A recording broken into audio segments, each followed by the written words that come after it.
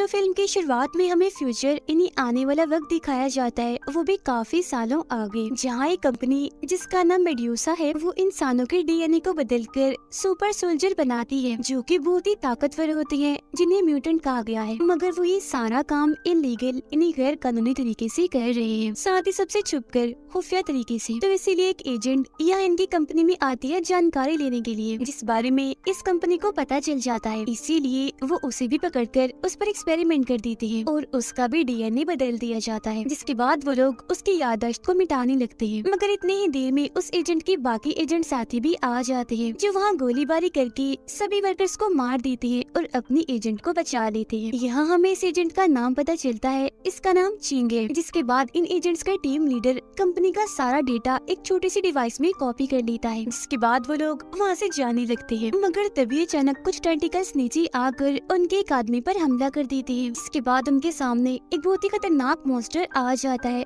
पता चलता है कि वो टेंटिकल्स इस मॉन्स्टर के ही थे। वो ये देखकर गुस्सा हो जाता है और हमला करने के लिए आगे बढ़ने लगता है, मगर ये लोग उल्टा उसे ही रोकने के लिए गोलियां चलाने लगते हैं। मगर वो तो इतना ताकतवर था, इतना खूंखार था कि इनकी गोलियों का उस पर कोई असर नहीं होता और बस फिर वो मॉन्स्टर उन पर हमला कर देता है। एक एक एजेंट को उठा कर वो मार रहा था, वो बहुत सारे एजेंट्स को मार देता है। तब ये देखकर चिंग उसके ऊपर चढ़ जाती है और चाकू से बार बार उसके सर पे वार करती है, जिससे मॉन्स्टर को इतना गुस्सा आ जाता है कि वो चिंग को अपने ऊपर से उठाकर नीचे फेंकता है और उस पर अपने टेंटिकल से हमला करने लगता है। जैसे टेंटिकल उसे लिपटने लगती है तो वो अपने चाकू से एक एक करके उसके सारे टेंटिकल्स काट देती है और बस इसके बाद वो यहाँ से भाग जाते हैं और उस मॉन्स्टर को उसे लैब में बंद कर देते हैं। अब वो लोग आगे बढ़ ही रही थी, मगर तभी उनके सामने मॉन्स्टर से भी बड़ी मुसीबत आके खड़ी हो जाती है, जो एक लड़की थी जिसके सफेद बाल थे, लेकिन वो बहुत खतरनाक और ताकतवर थी, क्योंकि उसके भी डीएनए को बदलकर उसे म्यूटेंट बनाया गया था और इसने ही उस मॉन्स्टर को इन लोगों के पीछे लगाया हुआ था, क्योंकि वो इतनी देर से उन्हें कंट्रोल रूम से देख रही थी। और वो इन सब के पास आकर इन्हें हिप्नोटाइज कर देती है, यानी उन्हें अपने वश में कर लेती है। लेकिन अब क्योंकि चिंग भी म्यूटेंट थी, इसीलिए वो बहुत जल्द उसकी हिप्नोटाइज की असर से बाहर आ जाती है और फिर अपने साथियों पर से भी हिप्नोटाइज का असर हटाती है। तब होश में आते उनका टीम लीडर उस लड़की पर हमला कर देता है, मगर वो उल्टा उसे उठाकर दूर फेंक देती है। फिर वो दोबारा से उस पर टांग से हमला करती है और बार बार पटक कर इधर से उधर मारने लगती है। कुछ देर लड़ाई करने के बाद उन्हें पता चल जाता है कि हम इससे नहीं जीत सकते, ये बहुत ही ताकतवर है। इसलिए टीम लीडर चिंग को वो छोटी सी डिवाइस देता है और यहाँ से भागने का कहता है और एक बार फिर उस लड़की से भिड़ जाता है, जहाँ इन दोनों की काफी लड़ाई होती है, मगर एक बार फिर वो उसे बड़ी आसानी से रोककर दूर फेंक देती है। जिसके बाद अब चिंग भी उस पर हमला कर देती है। दोनों के हाथों से ही काफी देर तक लड़ाई चलती रहती है, मगर इसमें वो लड़की चिंग पर भारी पड़ रही थी। वो चिंग का गला पकड़कर उसे दूर फेंक देती है, जिससे वो सामान पे जगह गिरती है। इसके अलावा भी वो उसे बहुत मारती है और मार मार कर उसका बुरा हाल कर देती है। वो उसके बाल पकड़कर उसे घसीटने लगती है और उठाकर दूर फेंक देती है, मगर तभी चिंग के डीएनए अचानक से बदलने लगते हैं। मगर इसके बाद क्या होता है ये हमें दिखाया नहीं जाता। फौरन बाद हम मेड्यूसा कंपनी के हेड मैनेजर को देखते हैं। वो कंपनी के ऑफिस में आता है, जहाँ एजेंट्स के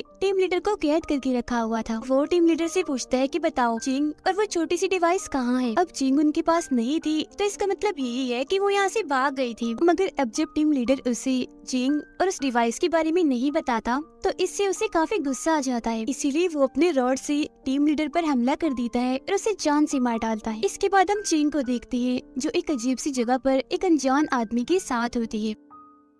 चिंग को जैसे होश आती है तो वो लड़का उसके पास आने लगता है उसे अपने बारे में बताने के लिए, मगर चिंग को इतना गुस्सा आ जाता है कि वो मुक्का मार कर उसे दूर फेंक देती है और मौका देकर वहाँ से बाहर भाग जाती है। तो वो लड़का भी उसके पीछे पीछे जाता है। बाहर आने के बाद चिंग अपने आसपास हर चीज को ऐसे देख रही थी जैसे वो ये सब कुछ पहली बार देख रही हो, जिसका मतलब था कि उसकी याददाश्त जा चुकी है, मतलब कि कंपनी उसकी याददाश्त को मिटाने में कामयाब रही। इसीलिए सब कुछ देखकर वो काफी परेशान सी लग रही थी। मगर तभी वो लड़का उसके पास आकर उसे नॉर्मल करने की समझाने की कोशिश करता है, मगर वो तो उसका गला ही पकड़ लेती है और फिर तभी अचानक वहाँ आसपास सब कुछ रुक जाता है, जो देखकर वो समझ जाती है कि मेरे पास वक्त को रोकने की ताकत है, जिसकी मदद से वो वहाँ पर होने वाले एक एक्सीडेंट को रोक देती है और एक वर्कर की जान बचा लेती है। मगर उसकी अपनी ताकत को इस्तेमाल करने की वजह से कंपनी को उसकी लोकेशन पता चल जाती है, मतलब कि इस वक्त वो कहाँ है। इसीलिए अगले ही पल कंपनी के बहुत सारे लोग वहाँ पर आ जाते हैं, जिनसे एक के बाद एक करके चिंग लड़ती है और अपनी ताकत का खूब इस्तेमाल करके उन्हें मारती जा रही थी। लड़ाई के दौरान जब वो उन सबको मार रही थी तो उसे यहाँ अपनी दो और ताकतों के बारे में पता चलता है। एक तो थी टेलीपोर्टेशन और दूसरी थी सुपर स्ट्रेंथ। टेलीपोर्टेशन मतलब कि एक जगह से गायब होकर वो दूसरी जगह पर जा सकती थी, और सुपर स्ट्रेंथ मतलब कि वो इतनी पावरफुल है, इतनी ताकतवर है कि उसके आगे कोई नहीं टिक सकता। तो इसीलिए यहाँ भी वो अपनी दोनों ताकतों का खूब इस्तेमाल करती है। वो उन पर हमला करती है, गायब हो जाती है, दोबारा से हमला करती है, फिर से गायब हो जाती है। जब एक के बाद एक आदमी उस पर हमला करने के लिए आता है तो वो हाथों के जरिए उनसे लड़ती है और उन्हें खूब मारती है। मगर जब बहुत सारे लोग एक साथ हमला करने के लिए आते हैं तो पहले वो उन पर हमला करती है और गायब होकर दोबारा हमला करती है। फिर जब वो सबको मार देती है तो वो लड़का उसके पास आता है और उसे अपने साथ चलने को कहता है, मगर चिंग उसके साथ जाने से मना कर देती है। जो सुनकर वो लड़का उसे अपनी आईडी दिखाता है और बताता है कि मैं एक पुलिस ऑफिसर हूँ, इसीलिए अब तुम मेरी बात नहीं टाल सकती। अब कंपनी के हेड मैनेजर को जब ये बात पता चलती है कि मेरे लोग चिंग को पकड़ने में नाकामयाब रहे और सारे के सारे ही उसे लड़ाई के दौरान मारे गए, तो उसे बहुत गुस्सा आता है। जिसकी फौरनी बाद उसके पास एंजेला नाम की एक लड़की आती है जो दरअसल कंपनी की दूसरी मैनेजर थी, मतलब कि वो हेड मैनेजर के मुकाबले की थी। तो यहाँ आकर वो हेड मैनेजर के उन साथियों की मजाक उड़ाने लगती है कि वो तो सारे फेलियर निकले, हार गए, तो ये काम तुम्हारे बस का नहीं है, अब से ये काम मैं करूंगी, मैं ही चिंग को पकड़ूंगी कैसे भी करके। जिसके बाद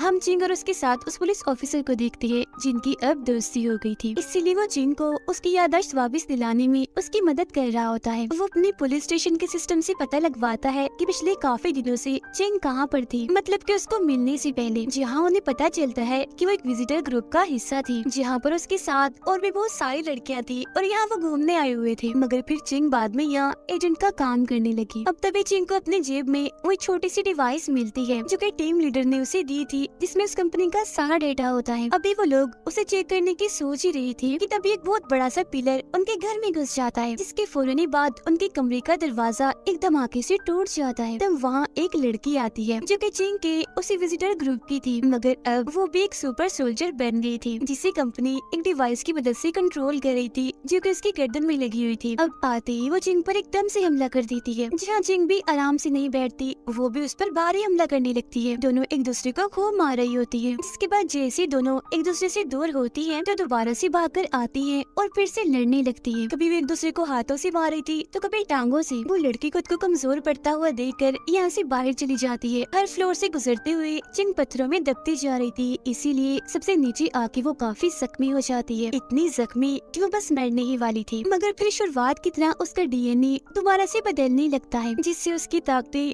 काफी हद तक बढ़ जाती है, जिससे अब वो बिल्कुल ठीक हो जाती है। जैसे ही वो उठती है तो उसकी ताकत से वहाँ एक काफी बड़ी वेव, एक लहर सी बन जाती है। इतनी अब वो लड़की पत्थरों को कंट्रोल करके अपने हाथ पे चिपका लेती है। उसने एक तरह का हथियार बना लिया था जिससे वो चिंग पर हमला करती है, मगर चिंग सिर्फ अपने ही ताकतवर हाथ से उस पर हमला करती है। इसके बाद भी चिंग उसे खूब पीटती है। जहाँ इसी दौरान कंपनी उस लड़की को उस डिवाइस के जरिए ही मार देती है, मगर चिंग भी यहाँ बेहोश होकर गिर जाती है क्योंकि वो इस लड़ाई में काफी जख्मी हो गई थी। तब इतने ही देर में उसका वो दोस्त फौरन ही उसे हॉस्पिटल लेकर जाता है। अब हम कंपनी के हेड मैनेजर को देखते हैं जो एंजेला को कहता है कि अब तो तुमने अपने सुपर सोल्जर भेजी थी तो तुम कैसे नाकामयाब रही, और तो और तुमने हमारे एक सुपर सोल्जर को मरवा दिया। मगर क्योंकि उनकी ये सारी बातें कंपनी का मालिक सुन लेता है, इसीलिए वो उन्हें टोक कर कहता है कि अपनी इस लड़ाई को बंद करो और कहीं से भी कैसे भी करके वो डिवाइस ढूंढ कर लाओ। अब हम चिंग को देखते हैं जिसे जैसे इंजेक्शन दिया जाता है वो बिल्कुल ठीक हो जाती है, और अब वो अपने साथी पुलिस ऑफिसर के साथ लैब में जाती है हमला करने के लिए। जहाँ आते ही उसे अपनी यादें याद आने लगती है, मतलब कि उसकी यादें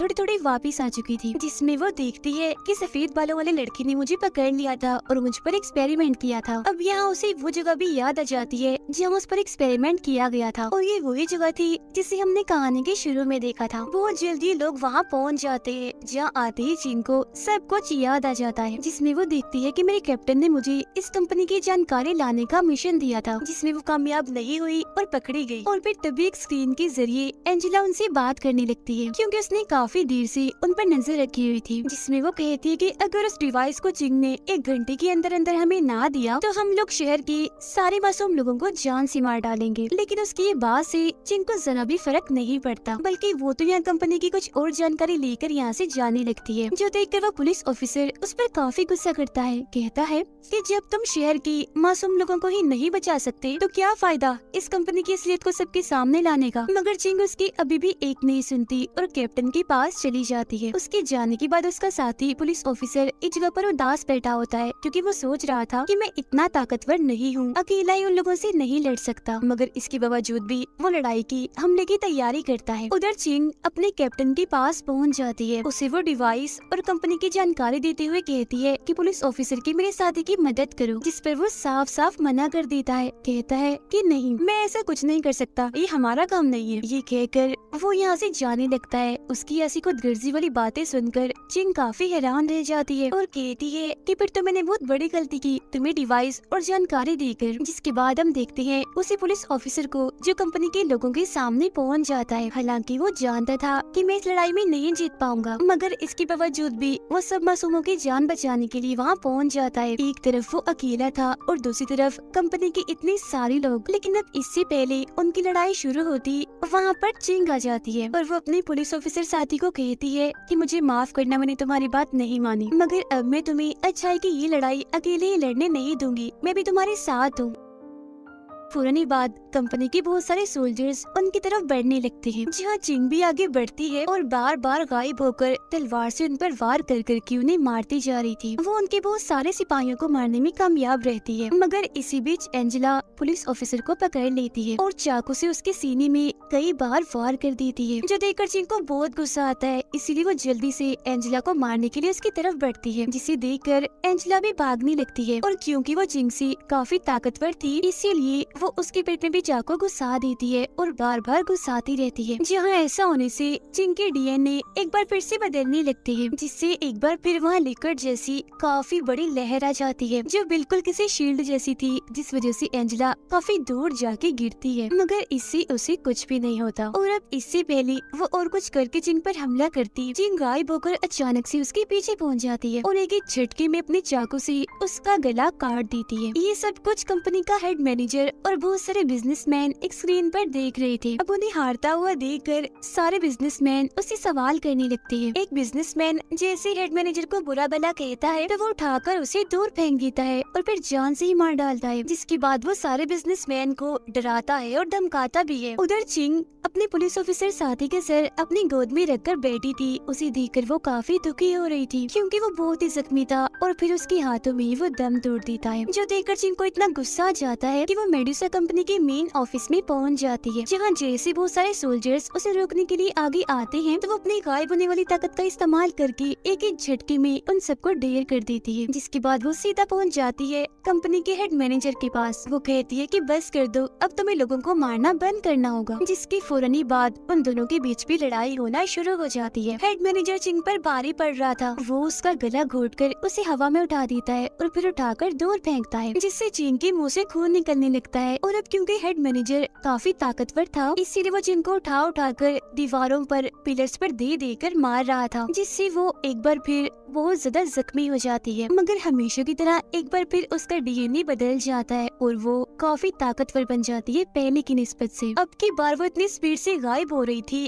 कि हेड मैनेजर उसे देख भी नहीं पा रहा था और काफी कंफ्यूज लग रहा था। मतलब कि उसे कुछ भी समझ नहीं आ रही थी कि अब मैं क्या करूं। और फिर अचानक से चिंग उसके बहुत पास आकर उसे धक्का मार के दूर फेंकती है, मगर अभी भी वो हार नहीं मान रहा होता और दोबारा से उठता है। कांच के बहुत सारे टुकड़ों को अपने कंट्रोल में करके हमला करने के लिए वो चिंग की तरफ भेजता है, मगर वो दोबारा से गायब होकर उसके सर के ऊपर आती है और चाकू से एक जोरदार वार करके उसका खेल वहीं पर खत्म कर देती है। सब कुछ खत्म करने के बाद चिंग अपने उस साथी पुलिस ऑफिसर के घर जाकर उसे याद कर रही होती है, जहाँ पर तभी अचानक से वो उसके सामने आ जाता है, जिससे हमें पता चलता है कि वो अभी भी जिंदा इसीलिए है क्योंकि वो कोई इंसान नहीं बल्कि म्यूटेंट है, यानी कि उसके भी डीएनए को बदल दिया गया है। दोनों एक दूसरे को प्यार से देखते हैं और बहुत खुश थे। उनकी इसी खुशी के साथ ही ये कहानी इधर ही खत्म हो जाती है।